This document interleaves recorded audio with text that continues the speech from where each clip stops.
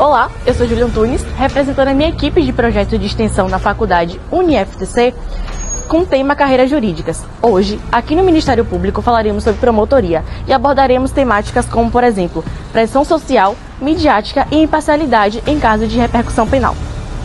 A sociedade e a mídia têm um papel fundamental na fiscalização e no acesso à informação, mas é imprescindível que a imparcialidade e o compromisso com a legalidade sejam o norte do trabalho ministerial.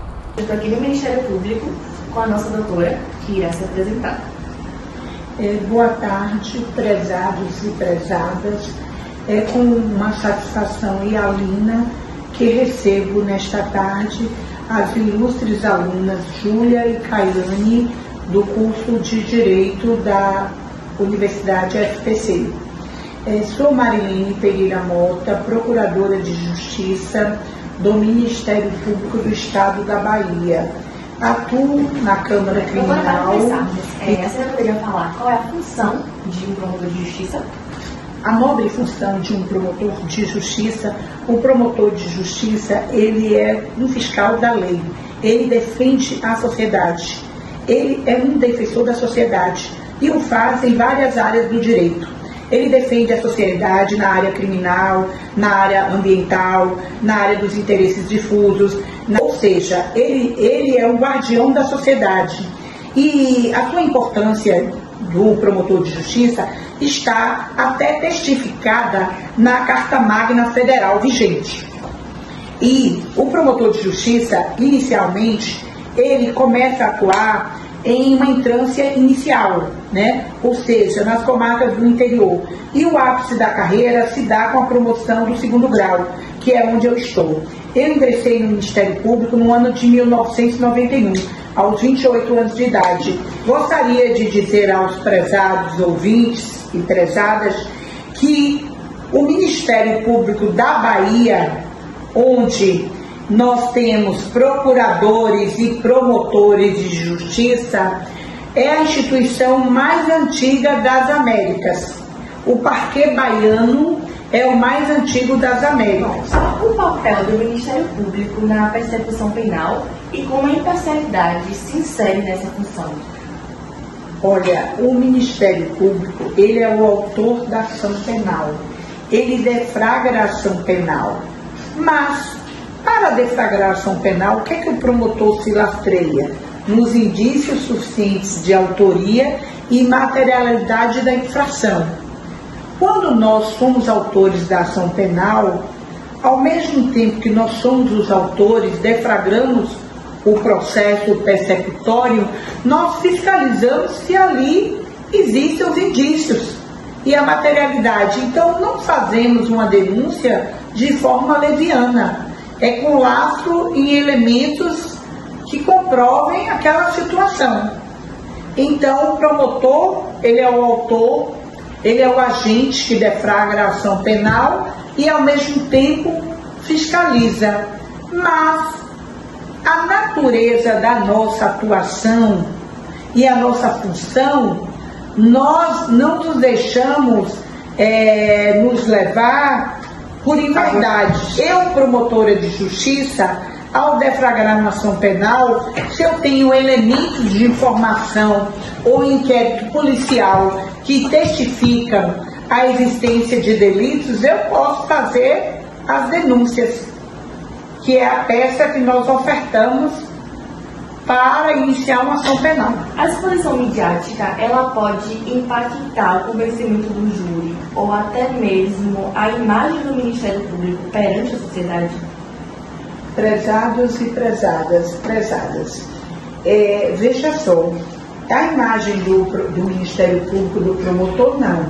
Porque quando nós sustentamos uma denúncia, uma pronúncia e o infrator vai a julgamento popular, eu faço alicerçada nas provas. Então, sempre quando nós estamos em um julgamento popular de crimes, né, dolosos contra a vida, nós trabalhamos com provas, com elementos carreados aos autos.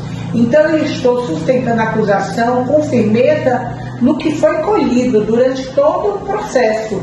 Agora, cabe o resultado do julgamento, claro que quem vota são os jurados, E os jurados são constituídos por pessoas do povo, de várias profissões. Nem sempre os jurados são bacharéis em direito, então eles podem sim, de repente, em razão da mídia, pode, né? Porque eu não estou afirmando taxativamente, porque não estamos tratando de um caso concreto, mas o promotor não. O promotor ele faz o trabalho de acordo com as provas, de acordo com o ordenamento processual penal e o direito processual penal e penal. A senhora poderia citar exemplos, sem citar nomes, se preferir, obviamente, que percebeu claramente que esse impacto da opinião pública, ela respondeu sobre a atuação institucional? Eu diria assim, a pergunta é, eu não diria atuação institucional, mas sobre o resultado do julgamento dado. Eu vou lhe dizer o que aconteceu. Eu fui promotora de justiça do Tribunal do Júri durante 1 ano e 4 meses. 1 ano e 4 meses eu atuei só em processos dolosos contra a vida, fazendo tribuna do júri e acompanhando toda a tramitação da fase sumária. E um julgamento que me chamou a atenção, sem mencionar nomes, foi de um médico. Um médico matou uma moça com a qual ele tinha um relacionamento amoroso. Só que este médico, ele tinha uma atuação profissional de excelência. Ele era um excelente profissional e era muito conhecido, de uma família influente. Então, o crime, à época, chamou a atenção porque se tratava de um infrator, né, rico,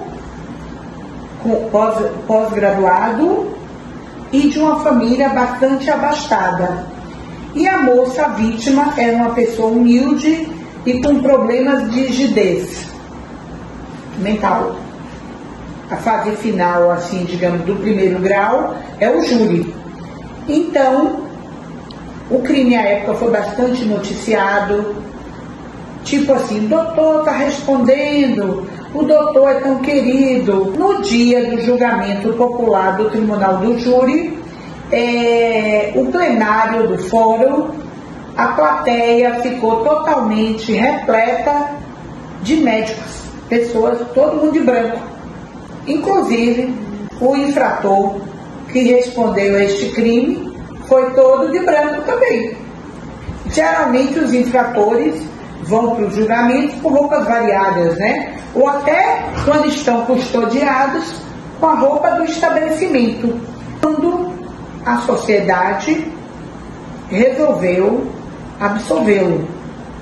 Eu, enquanto promotora de justiça, com a sensação do dever cumprido, busquei a condenação do infrator com base nas provas coligidas dos autos.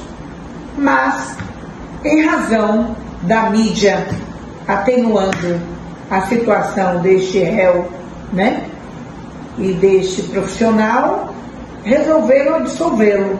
Nessa situação, à época, eu penso que a mídia, dizendo para a sociedade que se tratava de um profissional pós-graduado, interferiu sim também no julgamento. Ao findar este encontro maravilhoso, né, essa oportunidade que as nobres alunas estão me dando, eu sempre gosto de asseverar uma frase de Nelson Mandela, né? A mais famosa dele diz: a educação é a arma mais poderosa que você pode usar para mudar o mundo. Coragem não é a ausência de medo, mas a capacidade de conquistá-lo. Então eu penso que nesta tarde, nesta oportunidade, nesta troca de fala, neste momento ímpar, onde eu posso testificar a dedicação e esmero das nobres amigas que faço hoje, eu digo que Nelson Mandela realmente tem razão. Um abraço a todos que estão nos assistindo e tendo a oportunidade de ouvir as falas deste encontro, me colocando à disposição de todos. Chegamos ao fim da nossa entrevista e fica evidente a relevância de refletirmos sobre a atuação do Ministério Público sendo firme e independente contra as pressões externas da sociedade que emergem em casos de grande repercussão criminal.